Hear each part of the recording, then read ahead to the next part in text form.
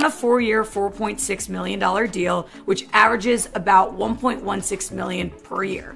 A jersey cost $130, so he'd have to sell about 9,000 jerseys per year or 35,736 jerseys total to pay out his NFL contract. Thought he was a solid B prospect, crazy accurate, bad offensive line in college, no run game, and against good teams was always productive without a lot of mistakes.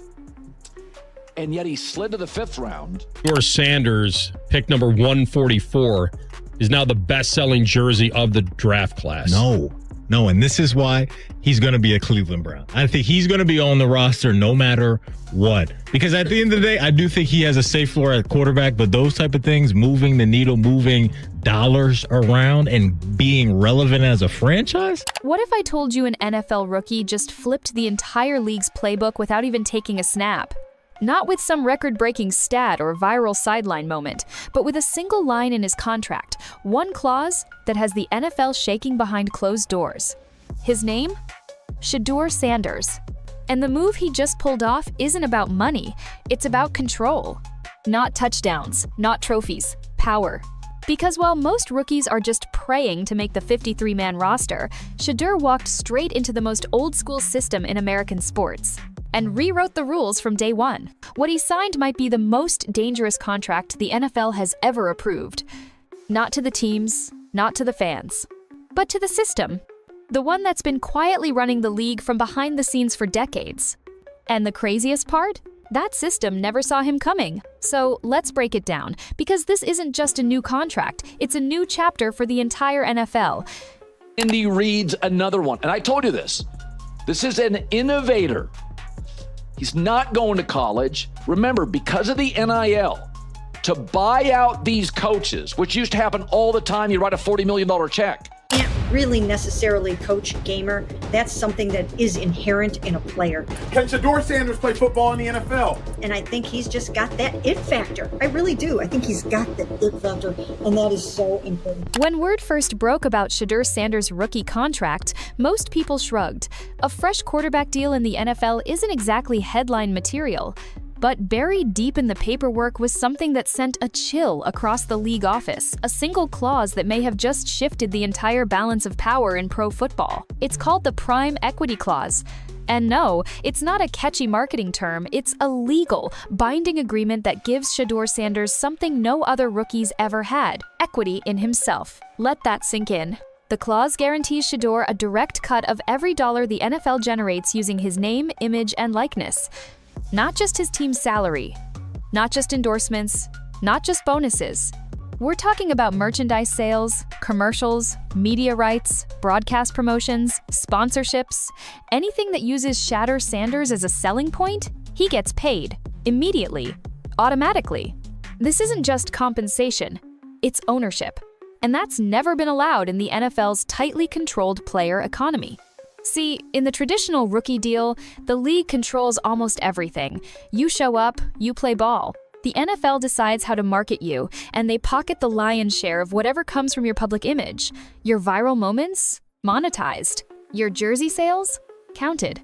But you don't get a piece of that pie. You just smile and pose for the next photo op. That's been the system for decades. Structured, hierarchical, untouchable. Until now. Shedeur didn't just challenge that format, he blew it up. His team of legal minds, media strategists, and family advisors walked into the negotiation room, not as athletes begging for a deal, but as partners presenting terms. And when the dust settled, the league had quietly signed off on something that could fundamentally alter how every player views his value, from rookies to Hall of Famers. Why is this such a big deal? Because the NFL has always ruled through structure. Set contracts, media policies, branding control. Players may be stars, but the league is the boss. Shedeur, at age 21, just reversed that dynamic. Now, every single moment the NFL uses his likeness becomes a joint venture, not a one-way transaction. He doesn't work for the league now works with him. And the impact? It's already happening. Because while execs tried to downplay it, players, agents, and media insiders saw the writing on the wall. This wasn't just a clause, it was a spark. One that could rage into a fire the league's been trying to avoid for decades. That 74% completion percentage, which led the FBS last year, that wasn't just because he didn't want to throw the ball away or he didn't want to complete a Hail Mary. That is legit accuracy that he has. Hey, Joe, hold on real quick. Hey, Joe Flacco ain't shit. Nah, bro, Joe Flacco my man, bro. Yeah, but I like Shedeur more though, you feel me? Yeah, that's my man, bro. Hey, you take it easy though, No, boss. appreciate y'all, bro. Let me see y'all. Yeah. Definitely. These hot and spicy wings, they the truth. And these wedges right here, light and fluffy. What more can you ask for? Say, come get them. Say, come. And they hot too. Come get them. What's really hot is the roof of my mouth. But to understand how this even became possible, you've got to know who Shedeur Sanders really is. Because this isn't just a quarterback, this is a media empire disguised as a rookie. Shedeur Sanders didn't walk into the NFL as some unknown kid fighting for relevance. He walked in with a camera crew. While most rookies are busy adjusting to media day protocols and learning how to answer post-game questions without saying too much, Shedeur was already 5 steps ahead because he wasn't just preparing for football. He was building a brand. And by the time the league called his name, he already had millions following his journey across platforms the NFL can't even control. You see, Shedeur isn't just a quarterback. He's a walking, talking content machine. His YouTube channel? Full original documentaries. His Instagram? Professionally edited, personally curated. His Twitch streams? Real-time engagement with fans. And the kicker? He owns every pixel. No third-party production studios, no league PR team telling him what he can or can't post. This isn't some influencer pretending to be an athlete. It's a pro-level athlete who just happens to be better at media than the league covering him. And it's not just him, his entire family is tapped in. This is a family-run content empire, with his brother behind the production team, running edits, sound, rollout timelines. The aesthetic? Polished, cinematic, better looking than half of the NFL's own official media output. And when Shedeur shares something from a vlog-style team arrival to a pre-game prayer reel, it doesn't just get shared. It gets picked up, reclipped, and goes viral without a single boost from the league. The reason why it did is because he was able to really showcase his vintage trademark accuracy. He was so accurate with that football. Wait for ESPN to tell his story. He's already told it, posted it, monetized it. And the best part? Fans eat it up. Because it's real, it's unfiltered, and it speaks the language of Gen Z and Gen Alpha audiences the NFL desperately wants, but still struggles to reach. While the league pushes polished graphics and staged locker room moments, Shedeur delivers authenticity. His jersey sales? They've already generated over $250 million. And with the prime equity clause in play, he sees a piece of every bit of it.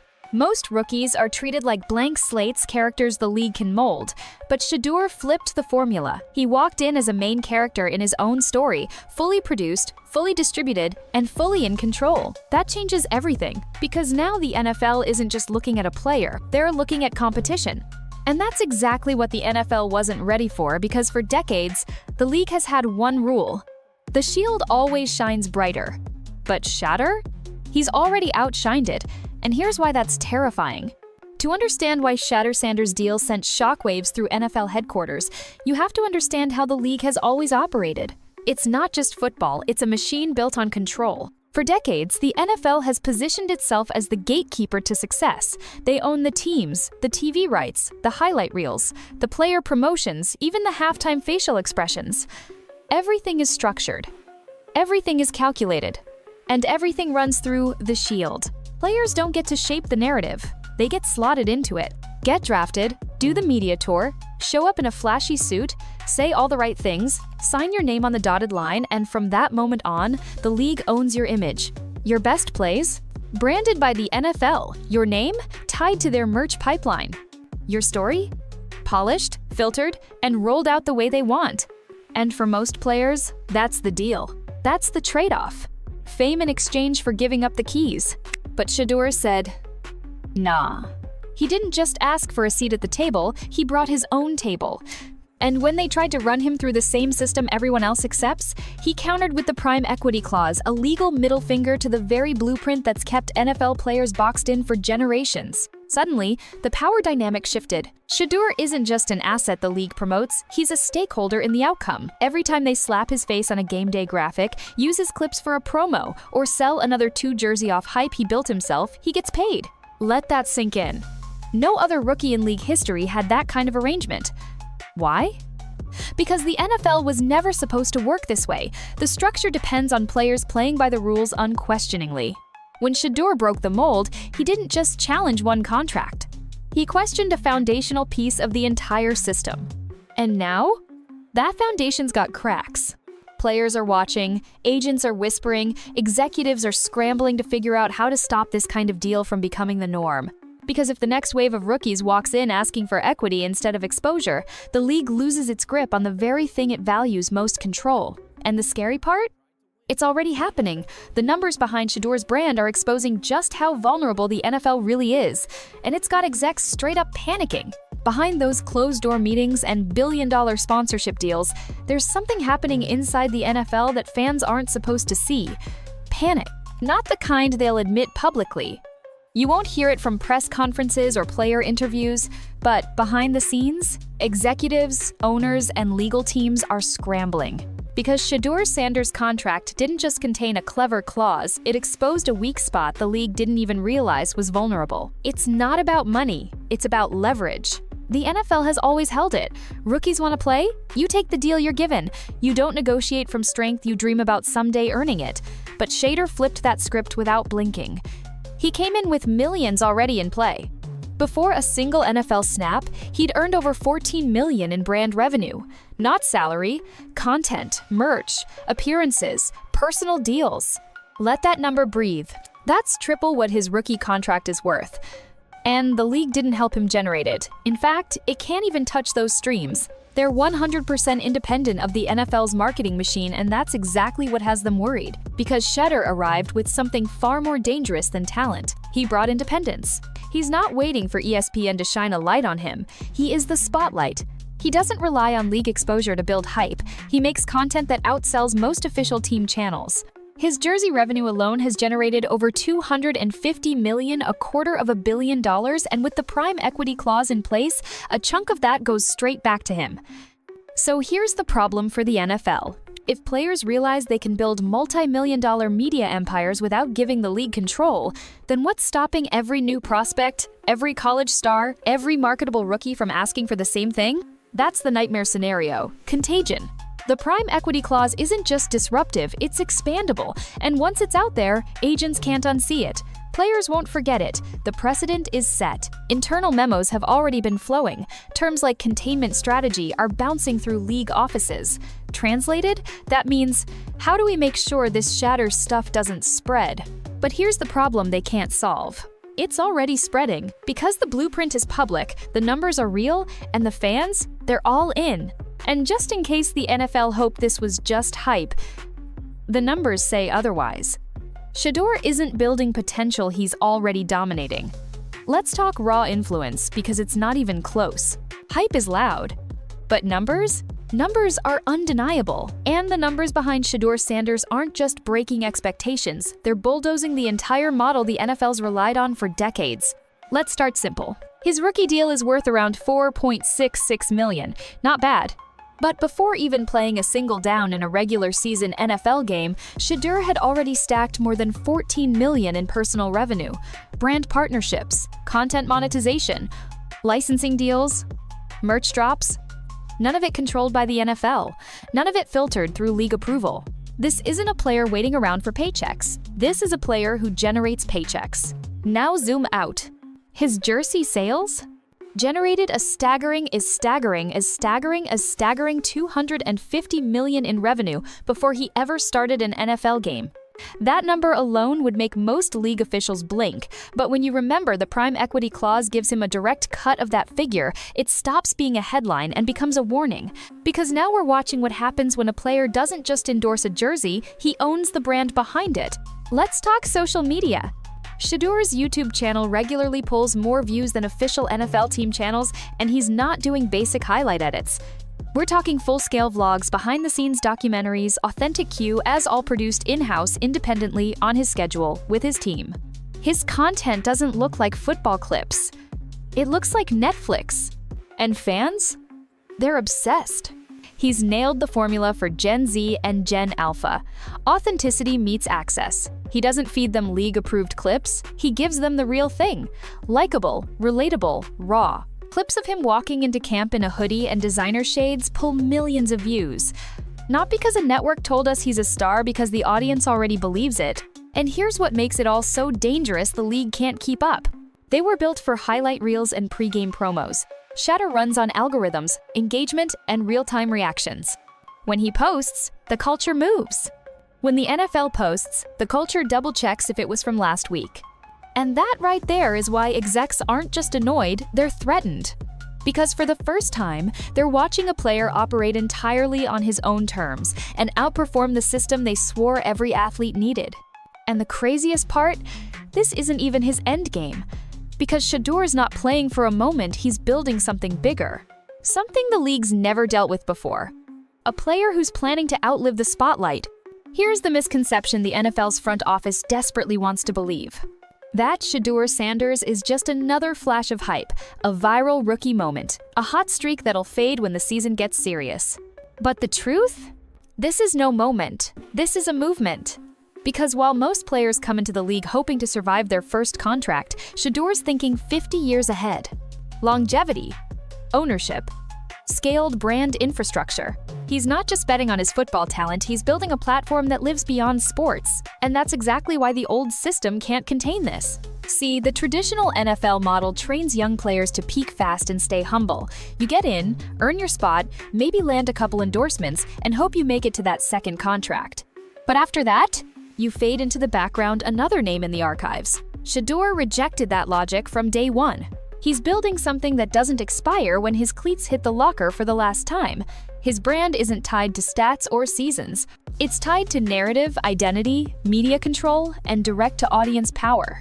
This isn't an athlete randomly filming practice on a smartphone. This is a quarterback with a content company, production team, marketing strategy, and long-term vision. It's LeBron levels of architecture. Ronaldo levels of personal monetization, holistic brand execution with a built-in legacy plan. Think about it. Social media eventually fades. Talent fades. But ownership? That stays. And Shedeur's got it. Across platforms, across partnerships, across every pixel that features his face. Every influencer, every podcast guest, every edited vlog or product collab, it's a controlled output. Nothing filters through the old-school PR machine. There's no need. He doesn't have to ask permission to go on camera. He doesn't wait for the NFL to retweet him. He is the media. The NFL? It's used to managing careers. But what happens when a career becomes a corporation? That's the part they never imagined. Because it's one thing to deal with a showboating athlete. It's another thing entirely to deal with a fully independent brand in motion, especially one that's already outperforming the league's own platforms across every engagement metric that matters. So no, this isn't a trend. This isn't a lucky break. This is a fully intentional, meticulously built brand that's only just getting started, and it has absolutely no plans of slowing down. And now the real problem begins, because Shedeur's not alone anymore. The blueprint is public, the locked doors are open. And the rest of the league? Yeah, they're already reaching for the copy machine. In sports, once someone breaks the model, the rest don't ask if they can do it, they ask why shouldn't they? Shedeur Sanders just did that. He walked into the NFL, rejected their outdated rookie blueprint, and inserted his own terms. The moment his prime equity clause hit the radar, every rookie watching from distance and every veteran grinding through their 10th training camp started paying attention. And now, the wave is coming.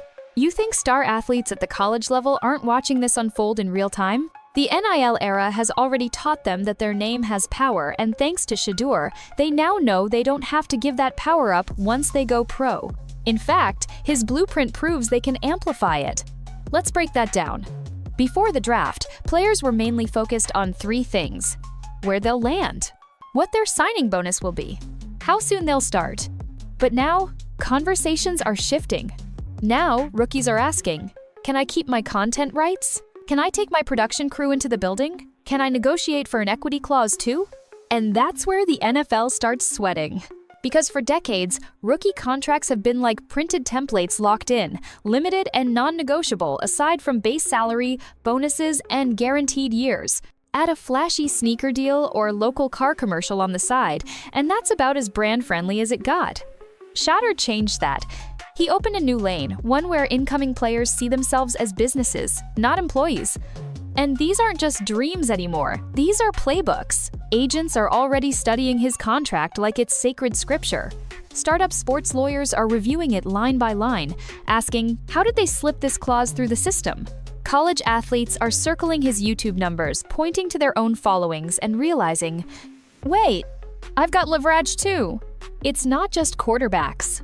Receivers, safeties, linebackers, edge rushers, anyone with a highlight reel, a social following, or even a decent webcam and charisma is eyeing the Shedeur model. Because suddenly, playing in the NFL isn't the destination anymore. It's just one revenue stream, one chapter in a player's overall brand story.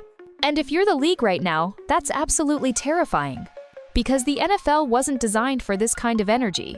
It was built like a fortress, defined by hierarchy, sealed off by structure, and guarded by contracts that favor the shield above all else. Players were marketed, but never empowered. Until now. Shedeur didn't storm the gates. He found an unlocked door, walked in quietly, and left it wide open behind him. And you'd better believe others are walking through it. Veteran players, guys with household names and years of highlight material are already calling their reps, asking one question. Why didn't I get a clause like that? And the answers? They're mostly some version of, quote, because the league didn't offer it. But what happens when players stop waiting to be offered? What happens when the expectation shifts when every rookie walks in demanding NIL rights, media autonomy, and content equity just like Shedeur? What happens when entitlement to personal branding becomes standard, not special? We already know the answer. The NFL loses the leverage it's held for generations. Because suddenly, the league isn't the main benefactor of rookie stardom. It's a co-brand, a platform, not the platform. And here's where it gets even messier. Let's say one or two other rookies pull it off. Just one edge rusher negotiating open video rights, one top WR building a behind-the-scenes docuseries in tandem with his rookie season, one defensive star launching his own clothing line with revenue tied to team branding. It spreads. Suddenly, agents aren't pitching players to teams. They're pitching business entities to co-partner. And if a team doesn't want that, fine. There are other options. The NFL goes from being the dream job to being a partnership opportunity players can pass on if it doesn't come with freedom. How's that for a wake-up call? This is no longer about football. It's about ownership. And ownership is far stickier than fame. You can take someone out of the league. You can cut a contract. You can bench a jersey. But you can't unteach empowerment.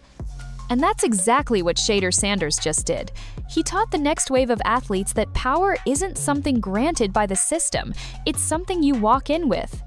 And now the league finds itself exactly where it never wanted to be, under pressure, out of time, and stuck between two impossible choices: adapt or risk becoming irrelevant. Right now, somewhere inside an executive boardroom in New York, there's a PowerPoint presentation no one wants to give. It probably has a title like Player Autonomy Risk Matrix, or Brand Equity Threat Assessment. And it's probably centered around one name in bold at the top: Shedeur Sanders. Because no matter how much the NFL tries to downplay it publicly, behind the scenes they know exactly what's happening. The system is slipping and their only options? Adapt or get left behind. But neither one feels safe. Let's break it down. Option A, embrace the change. The league could choose to evolve, accept the new model, allow future players to negotiate for NIL rights, media autonomy, and partial control of their likeness. It could update the standard rookie contract, stop treating marketing rights like sacred property, share the spotlight equally. In other words, step into partnership with the players. Sounds progressive, maybe even inevitable. But here's the catch. The moment the NFL legitimizes that framework, they lose the upper hand they've spent decades tightening. Control shifts from the league to the locker room. And we're not just talking about a few social media posts, we're talking real revenue redirection. We're talking players demanding creative freedom, ownership in their content, and a seat at the table during branding talks. That's fine when it's one rookie here and there.